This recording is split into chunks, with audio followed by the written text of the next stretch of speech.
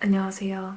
제 첫 영상이 이런 영상이 될 줄은 몰랐는데 저는 현재 5년째 영상 편집자로 일하고 있고요. 지금 한국에서 일어나고 있는 사태에 대해 한 명이라도 더 옳은 목소리를 내야 한다고 생각해서 물론 집회에 참여하는 방법도 있지만 저는 영상 제작을 하는 게 좀 더 많은 분들이 보실 수 있겠구나 싶어서 영상을 찍게 됐습니다. 사실 저는 그동안 민주당을 지지했었던 사람이에요. 제가 지지했었던 이라고 표현하는 이유는 더 이상 민주당을 지지할 수 없다는 판단이 들었기 때문인데 저도 요즘 제 또래 2030과 마찬가지로 정치에는 관심이 하나도 없었어요. 저는 고향이 광주 출신이다 보니까 가족들도 다 민주당을 지지했었는데 민주당은 선이고 시민의 편, 약자의 편에 서 있고 보수는 악이고 부자들의 편이다. 항상 이렇게만 들어왔고 저도 그게 맞다고 생각하고 살았어요. 그러던 중에 계엄령이 선포가 된 거죠. 종북 반국가 세력들을 일거에 척결하고 자유헌정 질서를 지키기 위해 비상계엄을 선포합니다. 처음에 계엄이 터진 날 뉴스가 나오자마자 엄마 아빠한테 전화가 와서 너 절대 밖에 나가지 마라 라고 하시면서 대통령 욕을 막 하기 시작하셨어요. 계엄하면 나쁜 사람, 독재자 이런 이미지만 떠오르잖아요. 그러니까 저도 덜컥 무서워서 눈물이 막 나더라고요. 지금 무슨 일이 일어나고 있는 건지 그때부터 실시간 뉴스를 찾아보기 시작했는데 저는 원래 좀 창피하지만 뉴스를 잘 안 봤어요. 정치나 뉴스 이런 것보단 예능처럼 재밌는 영상만 좀 골라보는 사람이었는데 계엄으로 하루 종일 실시간 뉴스만 보면서 계엄을 내린 이유와 정치에 관련된 것들을 하나 둘씩 찾아보게 됐어요. 그러다 보니까 어느새 제 유튜브 알고리즘이 뉴스로 도배가 되더라고요. 이거 저만 그런 거 아니죠. 뉴스에서는 전부 계엄에 대해 부정적인 내용만 나오니까 뉴스에서 나오는 건 뭐든지 사실이지 이렇게 생각을 했었는데 시간이 지나고 보니까 좀 궁금해지더라고요. 대통령이 계엄을 내린 진짜 이유는 뭘까?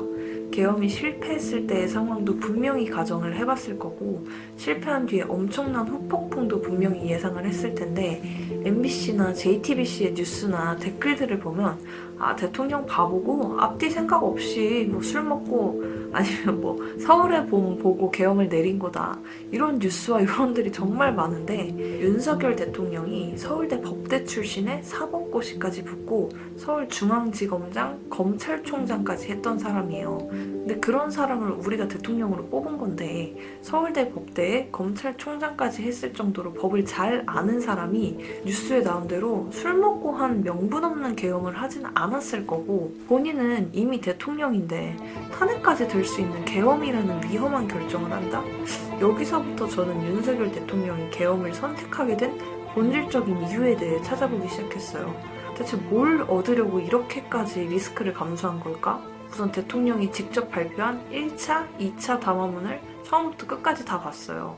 예전엔 1분 정도로 편집된 짧은 영상만 봤는데 계엄을 선포한 이유를 처음부터 끝까지 다 보고 나니까 생각이 완전히 바뀌었어요. 이번 계엄을 통해서 지금 우리나라가 국가적인 위기에 처해 있다는 걸 모르는 국민들에게 이를 알리고 바로잡기 위한 최후의 선택이었고 그러면서 계엄을 내리게 된 배경에 대해 파면 팔수록 와 진짜 내가 그동안 아무것도 모르고 살았구나 하고 망치로 뒤통수를 맞은 기분이더라고요. 윤 대통령이 이번 계엄을 하게 된 이유는 거대 야당을 가진 민주당과 국회가 이 나라의 운영과 정상적인 업무 수행이 불가능할 정도로 대통령의 권한을 사실상 무력화시키고 아무런 대처도 할 수 없게 만들어 놨더라고요. 그동안 정부 관료와 검사들에 대한 탄핵이 무려 22번이에요. 22번의 탄핵 시도가 있었고 이렇게 수많은 탄핵들로 대한민국의 사법부와 행정부가 마비되고 내년 예산안에서 무려 4조 1천억 원을 민주당이 단독으로 삭감을 했는데 이게 필요한 삭감이었다면 얘기가 다르겠지만 재해대책 예비비, 아이 돌봄 수당, 청년 일자리 사업과 같이 지금 우리에게 치안 유지와 국가에 꼭 필요한 예산이 삭감돼서 국가가 정상적으로 작동하지 못하게끔 사실상 대한민국을 무정부 사태로 만들고 있다는 거죠. 제가 그동안 정치에 관심이 없다 보니까 나라가 이렇게 혼란스럽고 위태롭다는 걸 이번 계엄을 통해서 알게 됐고, 내가 지지했던 민주당에 대한 실체를 알게 되니까 그동안 무지성으로 민주당만 지지했던 제가 좀 부끄럽더라고요. 그리고 언론들은 공정하지 못하고 민주당에게만 유리한 쪽으로 편파 보도를 하는데, 예를 들면 지금 계속 탄핵 반대 집회를 정말 많은 사람들이 하고 있는데 언론들은 탄핵 찬성 집회 위주로만 보도를 하고 반대 집회는 보여주지도 않거나 일부러 사람들이 없는 것 같은 화면만 보여주는 것도 그렇고, MBC에서 대통령이 담화에서 국민들과 함께 싸울 것이라고 했는데 함께라는 말은 빼버리고 국민들과 싸울 것이라고 보도를 하지 않나. YTN에서는 탄핵 반대 집회 현장에 가서 여기는 탄핵 찬성 집회입니다 라고 보도를 하고, 이런 걸 보니까 언론에 대한 믿음이 싹 다 사라지더라고요. 그리고 제일 충격적이었던 건 부정선거와 간첩에 대한 부분이었는데, 전 국민이 슬퍼했던 이태원 참사가 단순한 사고가 아니라 북한 간첩들의 지령에 따라 여론을 조작하려는 도구로 사용됐다는 사실 알고 계셨나요? 거짓말 같죠? 국민적 비극인 이태원 참사를 이용해 각계각층의 분노를 끌어올리란 북한의 지령을 받은 전 민주노총 간부가 1심에서 징역 15년의 중형을 선고받았습니다. 159명이 목숨을 잃었던 이태원 참사 이후 민주노총 조직쟁이 국장이던 성모 씨는 북한 공작원에게 이메일을 받았습니다. 특대형 참사를 계기로 각계각층의 분노를 분출시키는 조직 사업을 적극적으로 전개하라는 지령이 담겼습니다. 노조 내부에 만든 지하 조직의 총책이던 석 씨는 2017년부터 5년 동안 이런 지령을 100번 넘게 받은 것이 확인돼 지난해 5월 간첩 혐의로 재판에 넘겨졌습니다. 저는 이 뉴스를 보고 정말 많은 생각이 들더라고요. 우리가 슬픔에 휘둘려서 누군가의 게임판 위에서 놀아났구나. 간첩들은 북한의 지령을 받고 여론 조작을 하고 갈등을 유발해서 우리를 갈라지게 만들었는데, 민주당은 이 참사를 추모와 해결의 문제로 보지 않았어요.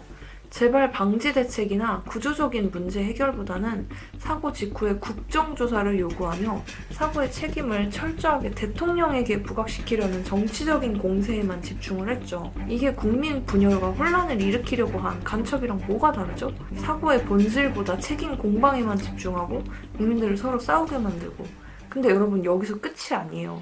간첩이 북한에만 있는 게 아니라 중국 간첩들도 정말 많다는 건데, 얼마 전에 윤 대통령이 이런 얘기를 했죠. 지난 6월 중국인 3명이 드론을 띄워 부산에 정박 중이던 미국 항공모함을 촬영하다 적발된 사건이 있었습니다. 지난달 40일에는 40대 중국인이 중국에서 입국하자마자 드론으로 국정원을 촬영하다 붙잡혔습니다. 한국은 지금 나라가 반으로 쪼개질 정도로 갈등이 극에 달한 상황인데, 그런데 이렇게 갈라진 상황에서 과연 누가 가장 큰 이득을 볼까요? 그들이 지금의 사태를 가장 원하고 있지 않을까요? 지금은 단순한 내부 싸움 정도가 아니라 체제 전쟁 중이에요. 우리는 지금 중국과 북한과의 전쟁을 벌이고 있는 상황인 거죠.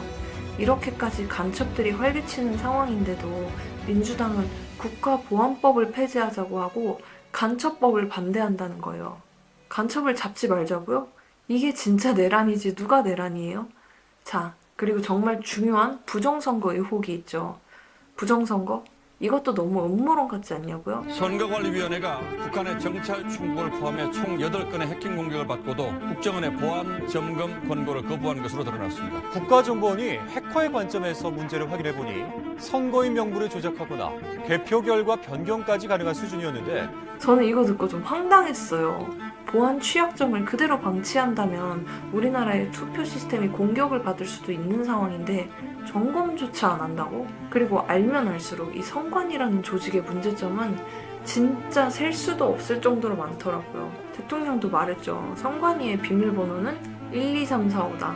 그 정도로 허술한 기관이며 무려 1200건의 채용 비리에 정치적 중립도 전혀 지키지 못하고 있는 기관이고, 외부 감시와 견제를 피하기 위해 감사원 감사까지 거부를 했다고 하더라고요. 이걸 단순 음모론으로 치부할 일이 아니라 의심하지 않는 게 더 이상하지 않나요? 자, 그런데 이렇게 썩을 대로 썩을 선관위를 제대로 조사하고 문제점을 도려낼 수 있는 유일한 방법이 바로 계엄이었던 거예요. 선관위는 헌법기관이기 때문에 평시에는 정부나 다른 기관이 강제적으로 개입할 권한이 없고 계엄이 선포되면 군사기관이 선관위에 대한 점검과 조사가 가능하기 때문인데 이번 계엄의 핵심은 바로 국가의 안보와 선거의 공정성을 보호하기 위해 필요한 조치였던 거죠. 선관위의 부정에 관련된 부분은 현재도 계속 조사 중에 있는 상황이고 아마 곧 발표가 날 것 같다고 해요. 부정선거와 관련된 정보들도 조금만 검색해보면 진짜 수많은 증거 자료들과 영상들이 이미 많이 있어요. 그리고 그거 아세요? 윤석열 대통령이 계엄령을 선포했을 때 민주당이 뭐라고 했죠? 내란 숙에 윤석열을 이건 내란죄다 라고 하면서 대통령이 헌법 질서를 위협했다고 강하게 비판하면서 내란을 했다는 이유로 윤 대통령을 국회에서 탄핵을 했잖아요. 그런데 갑자기 민주당이 헌법재판소에서 탄핵 심리가 진행되던 와중에 내란죄라는 이유를 쏙 빼버린 거예요. 왜 그랬을까요?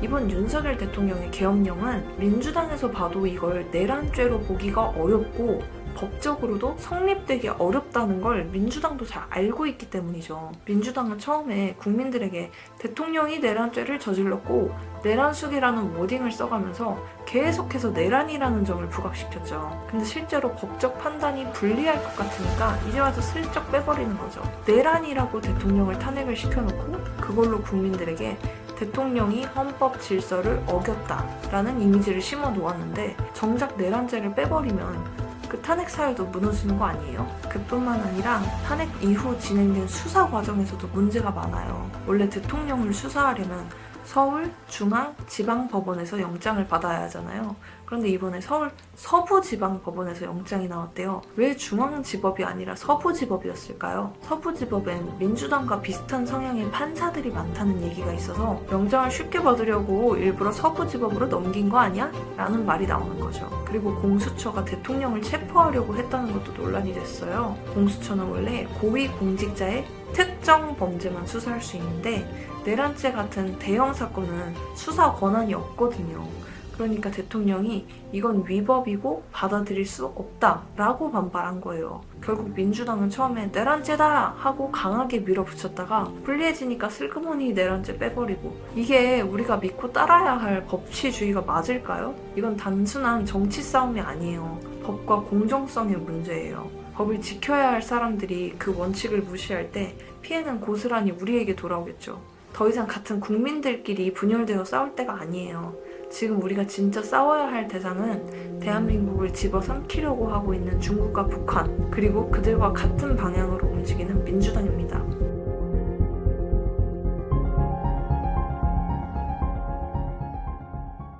제가 영상을 제작한 이유도 불과 얼마 전에 저처럼 그저 한쪽으로 치우쳐져 있는 뉴스와 어릴 때부터 들어왔던 배워왔던 틀을 깨지 못해서 자세히 알아보지 않고 무지성으로 믿음을 갖고 있는 분들이 혹은 어느 한쪽을 지지하진 않을지언정 보수나 진보다 똑같은 나쁜 놈들이잖아, 둘 다 싫어 하시는 분들이 제 영상을 보고 단 한 분이라도 문제점에 관심을 갖고 제대로 알아보려고 한다면 저는 그걸로 너무 감사할 것 같아요.